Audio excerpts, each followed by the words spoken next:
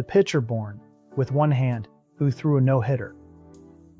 September 4th, 1993, a cloudy afternoon in the Bronx. On the mound at Yankee Stadium, place of legends, a 25-year-old pitcher was about to do the impossible.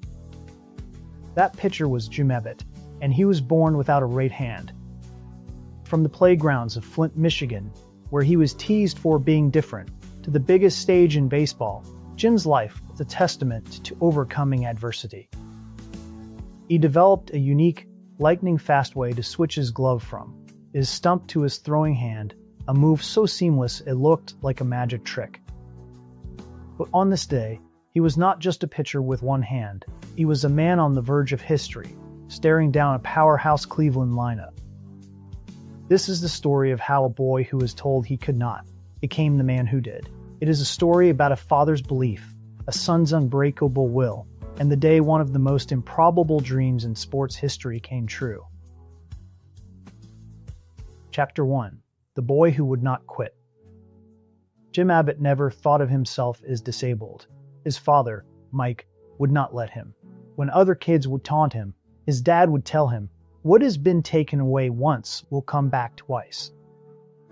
Together, in their backyard in Flint, Michigan, they invented a way for Jim to play the game he loved. He would rest his glove on the end of his right arm. After throwing the pitch with his left hand, he would slip his hand into the glove with incredible speed, ready to field a return hit. It was a move born of necessity, perfected through thousands of hours of practice against a brick wall. He wanted to prove himself, to be a part of something. And he did. He was not just a baseball player. He was a star quarterback in high school. At the University of Michigan, he became a legend, holding them 2 championships. He won an Olympic gold medal for his country. By the time he was drafted into the major leagues, his disability was an afterthought. His talent was undeniable, but the biggest test of his career was yet to come, on a day when nobody, least of all him, expected it. Chapter 2. The Imperfect Storm. On the 4th of September, 1993, Jim faced the Cleveland Indians. This was a team of giants, one of the most feared lineups in baseball, and just 5 days earlier, they had absolutely destroyed him. He had given up 7 runs and 10 hits in less than 4 innings. He was, in his own words, shelled. He had serious anxiety about this game, but he and his catcher, Matt Noakes, had a new plan. They would mix up the pitches, keep the hitters off balance, and it was working. Inning after inning, the zeros piled up on the scoreboard. By the 5th inning, Jim knew. He looked up and saw it. No hits. The crowd started to buzz.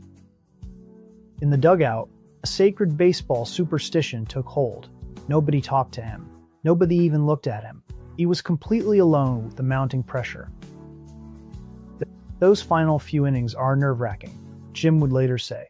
You feel it in your heart, your knees, and in your breathing. He was not perfect. He had walked 5 batters, but he was untouchable. He was just 3 outs away from baseball immortality. Chapter 3. The Final 3 Outs. The 9th inning. 27,000 fans at Yankee Stadium are on their feet. The noise is a physical force. First up, Kenny Lofton, one of the fastest men in the game. He is retired. 1 out. Next, Felix Furman. He hits a fly ball to center field. Bernie Williams camps under it and makes the catch. 2 outs. 1 out away. The batter is Carlos Varga, a formidable hitter. The pitch, a ground ball to short. Randy Velarde swoops it up, plants his feet, and fires to first. Out, T. He did it. Jim Abbott, the boy from Flint, Michigan, born with one hand, had thrown a no-hitter for the New York Yankees.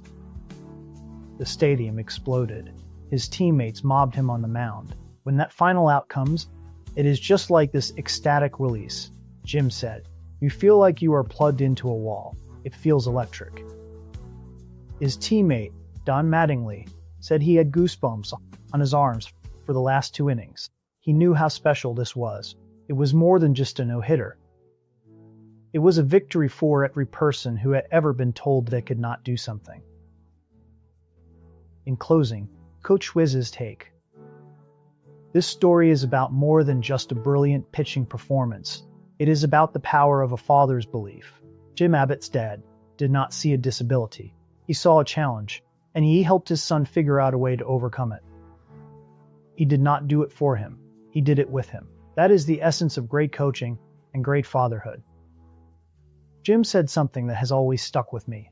He said, "I do not know that I would have had the ambition without one hand."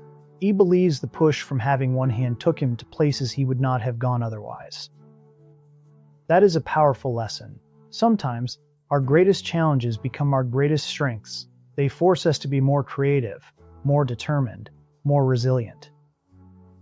Jim Abbott's legacy is not just the no-hitter. It is the trail he blazed for countless others. He showed the world that limitations are often just a matter of perspective.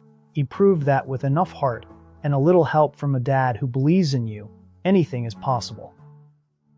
Thank you for watching. Who is an athlete that inspired you to overcome a challenge in your own life? Share your story in the comments below. We feature new stories every week, so be sure to subscribe and join our community of fathers and grandfathers of the diamond.